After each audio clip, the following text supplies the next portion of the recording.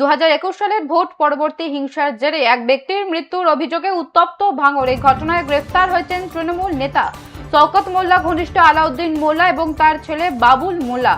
আদালতে ধৃতদের 7 দিনের পুলিশি হেফাজতে নির্দেশ দিয়েছে। মঙ্গলবার সকালে তাদের স্বাস্থ্য পরীক্ষার জন্য নিয়ে যাওয়া হয়। মাধবপুর থানার ঝিজেরাইট গ্রামের বাসিন্দা মৃত আবেদ আলীর পরিবারের অভিযোগ, 2021 সালের ভোট পরবর্তী হিংসার সময় আলাউদ্দিন মোল্লার নেতৃত্বে আবেদ আলীকে ব্যাপক মারধর করা হয়। মারধরের পর থেকে গুরুতর অসুস্থ হয়ে পড়েন আবেদ আলী। পরবর্তীতে তার কিডনির সমস্যা ও ক্যান্সার ধরা পড়ে। দীর্ঘ অসুস্থতার পর অর্থাভাবে চিকিৎসা চালাতে না পেরে সম্প্রতি তার মৃত্যু হয়।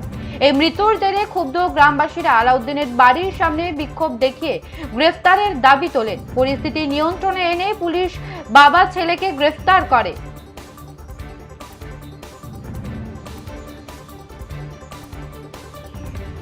নজর রাখছিলাম দক্ষিণ 24 পরগনার দিকে। ভোট পরবর্তী হিংসায় মৃত্যুর অভিযোগ, 7 দিনের পুলিশি হেফাজতে শওকত ঘনিষ্ঠ তার ছেলে। 2021 সালের ভোট পরবর্তী হিংসার জেরে এক ব্যক্তির মৃত্যুর অভিযোগে উত্তপ্ত ভাঙড়। এই ঘটনায় গ্রেফতার হয়েছেন তৃণমূল নেতা শওকত মোল্লা ঘনিষ্ঠ আলাউদ্দিন মোল্লা এবং তার ছেলে বাবুল মোল্লা। আদালত ধৃতদের 7 দিনের পুলিশি হেফাজতে নির্দেশ দিয়েছে। মঙ্গলবার সকালে তাদের স্বাস্থ্য পরীক্ষার জন্য নিয়ে যাওয়া হয়। মাধবপুর থানার ঝিজেরাইট গ্রামের বাসিন্দা মৃত আবেদ আলীর পরিবারের অভিযোগ, 2021 সালের ভোট পরবর্তী হিংসার সময় আলাউদ্দিন মোল্লার নেতৃত্বে আবেদ আলীকে ব্যাপক মারধর করা হয়। মারধরের পর থেকেই গুরুতর অসুস্থ হয়ে পড়েন আবেদ আলী। পরবর্তীতে তার কিডনির সমস্যা ও ক্যান্সার ধরা পড়ে। দীর্ঘ অসুস্থতার পর অর্থাভাবে চিকিৎসা চালাতে না পেরে সম্প্রতি তার মৃত্যু হয়। এই মৃত্যুর জেরে ক্ষুব্ধ গ্রামবাসীরা আলাউদ্দিনের বাড়ির সামনে বিক্ষোভ দেখিয়ে গ্রেফতারের দাবি তোলেন। পরিস্থিতি নিয়ন্ত্রণে এনে পুলিশ বাবা ছেলেকে গ্রেফতার করে।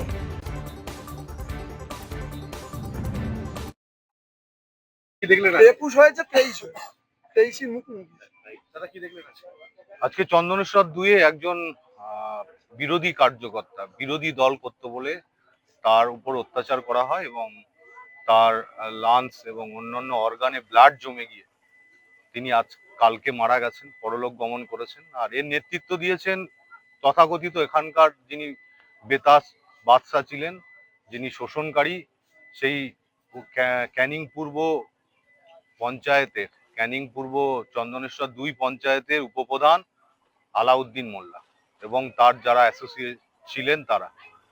কালকে রাত্রেবেলা এখানকার স্থানীয় মানুষ বিক্ষোভ এবং আমাদের সহযোগিতায় পুলিশ তাকে গ্রেপ্তার করেছে। আমি আজকে যে মৃত্যু অত্যন্ত বেদনাদায়ক, আমরা সমব্যথী হয়ে তার পরিবারের সঙ্গে কথা বলতে এসেছি। সবাই ভেঙে পড়েছেন। এই অপরিসীম ক্ষতি কোনোভাবে আমরা হয়তো তাকে ফিরিয়ে দিতে পারবো না, তাও সরকারি পক্ষ থেকে তার 3টে বাচ্চা আছে আর 3 জনই কন্যা সন্তান।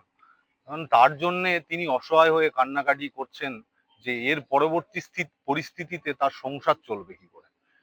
এই রকম আপনারা দেখতে পাবেন কিছুক্ষণের মধ্যে। আপনি যদি একটু আপনার ক্যামেরা পার্সনকে যদি বলেন যে তার কোথায় তিনি বাস করতেন, অত্যন্ত গরিব পরিবার, সেই মানুষটি শুধুমাত্র বিরোধী রাজনীতি করার জন্য তার উপরে অকথ্য অত্যাচার করা হয়েছে এবং আজকে তিনি কালকে শেষ নিঃশ্বাস ত্যাগ করেছেন।